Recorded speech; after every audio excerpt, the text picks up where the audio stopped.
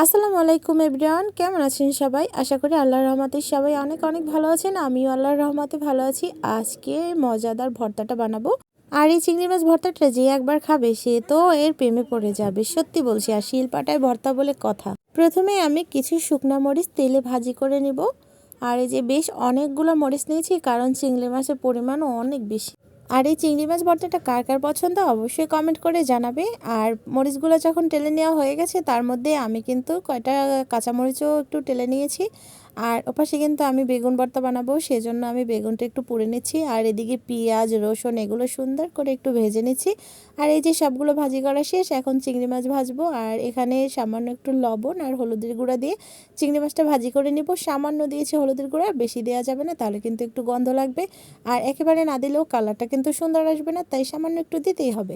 এরপরে সামান্য একটু তেল দিয়ে সুন্দর করে নাড়াচাড়া করে ভাজি করে নিতে হবে। আর যখন হয়ে আসবে তখন সামান্য একটু আবারও তেল দিয়ে ভাজা ভাজা করে নিতে হবে। তারপরে এই যে শিলপাটা বেটে ভর্তাটা করব, কারণ শিলপাটা বেটে নিলে কিন্তু ভর্তাটা অনেক অনেক বেশি মজা হয়। আর এই যে আমি সুন্দর করে বেটে নিলাম, আর পরিমাণ মতন লবণও কিন্তু দিয়েছিলাম।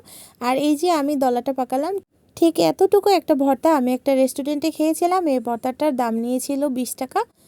আর কিভাবে বোঝাবো, মানে একদম এত ছোট ছিল, কিন্তু ভর্তাটা বেশ মজা লেগেছিল। তা আমার তো এতটুকু ভর্তায় হবে না, তাই আমি বাসায় এসে বেশি করে চিংড়ি মাছ দিয়ে ভর্তা বানালাম। আর বাসায় এসে বেশ অনেকগুলো চিংড়ি মাছ দিয়ে আমি ভর্তাটা বানিয়েছি। আর এত সুন্দর লোভনীয় ভর্তা বানাবো, শিলপাটায় খাবো না ভাত, তা তো আর হয় না। তাই ভর্তা বাটার শেষে আমি কিন্তু শিলপাটায় ভর্তা নিয়ে গরম গরম ভাত নিয়ে মেখে মেখে খেয়েছি। আর মাশাল্লাহ অসম্ভব মজা ছিল। এরকম আমার মতো শিলপাটায় কে কে খাও অবশ্যই কমেন্ট করে জানাবে।